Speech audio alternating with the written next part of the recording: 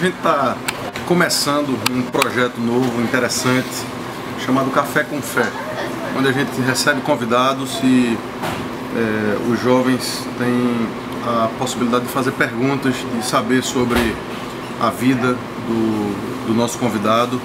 E hoje a gente tem a alegria de receber Charles Melo aqui.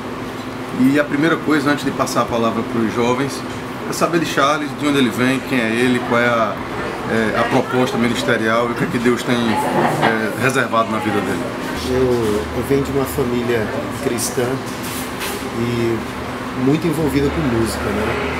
Nasci no estado do Rio de Janeiro, meus pais já eram crentes no Senhor e criaram todos os filhos assim, na palavra de Deus e tal, e cantando música, muita música. E então nós tínhamos um sexteto, que era meu pai e minha mãe e os 4 filhos. E quando eu já estava na idade de 9, 10 anos de idade, a gente tinha um sexteto que cantava 4 vozes, né? E nessa época a gente morava em Recife, foi quando eu comecei a aprender violão, com 10 anos de idade, aproximadamente. E também comecei a estudar música numa escola de música criada pela professora Atenilde Cunha, que foi uma das grandes líderes, né, da música e compiladora do Inário Novo Cântico. Existe essa coisa de ministro de música nas igrejas, onde parece que há uma área específica e tudo mais. E muitas pessoas, muitos pastores ficam estigmatizados como sendo esses ministros de música. Então, como é que você lida com isso? Você falou que uma das suas paixões é a pregação da palavra, a exposição da palavra, mas, por outro lado, há, querendo ou não, muitas pessoas, por conta de um talento musical muito bom, que termina por sufocar a área principal do ministério, que seria a pregação da palavra. Como é que você lida com isso? Eu mesmo, durante um período, eu era convidado apenas para ser ministro de música. Várias igrejas grandes, né? Vem para cá para você ser ministro de música. Então, o pastor ele precisa ter uma consciência clara de qual que é o papel que ele tem que desempenhar. Se com a música mesmo ou o ministério pastoral. O que o senhor acha sobre o cenário atual da música evangélica, da música cristã no Brasil? Ela tem sofrido nos últimos anos a pressão do secularismo, né? Com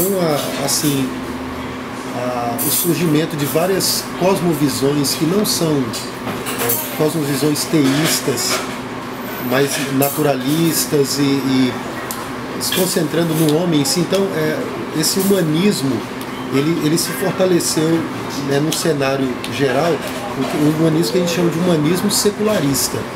Então, esse humanismo secularista, ele se centraliza no homem em si.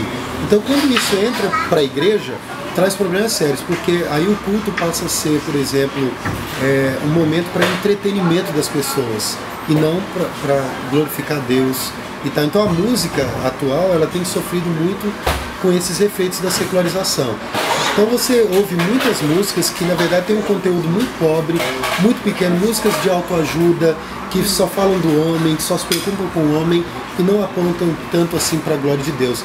Porque a tendência é você ter uma coisa mais superficial e que seja emocional, que vai te fazer sentir uma sensação gostosa, uma sensação boa, mas a mensagem em si não é tão importante mais. Pastor, eu queria saber, assim, com relação aos estilos musicais, hoje nós temos várias bandas evangélicas que cantam rock, pagode.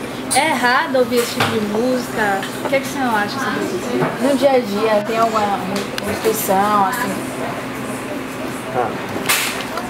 Na realidade, assim, nós desfrutamos assim, de uma liberdade maravilhosa que a Escritura nos dá para nós conhecermos todas as coisas e retermos aquilo que é bom. Na realidade não há problema algum com o estilo musical, né, o pagode, o rock, essas coisas, a não ser o problema de associação que ela traz em alguns momentos, em algumas situações, né? Por exemplo, alguns estilos de samba, como samba enredo, traz uma associação muito grande com o carnaval, com a sensualidade, algumas coisas assim. Então isso aí, em alguns momentos, assim, de repente não vai ser interessante, né, por causa da associação e tal. A gente tem que lembrar que o estilo nunca é neutro, o estilo sempre vai comunicar alguma ideia, né? Isso é o que a gente chama na música de impressão, que é o sentimento que a música transmite, uma ideia que ela traz, mesmo sem letra, certo? E outro lado da música seria o papel de expressão, que é a mensagem que ela transmite. Então, se você ouve uma música que tem um estilo que seja coerente com a impressão, coerente com a expressão, que é a mensagem, não tem problema nenhum. Geralmente, né, os cantores que cantam rock, eles compõem nesse estilo, eles procuram escolher uma mensagem mais forte, mais dura, alguma coisa assim que combine com esse estilo musical que é pesado, mais forte e tal. Então, assim, problema não há. Agora, de repente, em algumas situações, por exemplo, no dia a dia não tem problema, mas de repente no culto não seria tão apropriado por causa da impressão. O culto, ele tem, assim, tem que ter a impressão de reverência, de ordem, de decência, essas coisas. Então, é um momento diferente. Então, na hora de escolher a música para usar no culto, aí tem que ser algo apropriado. Calvino, ele disse assim uma vez, que tem que se considerar que o canto não seja frívolo nem leviano. Pelo contrário, que tenha peso e majestade, como disse Agostinho. Isso são as palavras de Calvino. Ele fala, e assim, que haja grande diferença entre a música que se ouve com os amigos à mesa ou em casa e a música que se canta na presença de Deus e de seus anjos.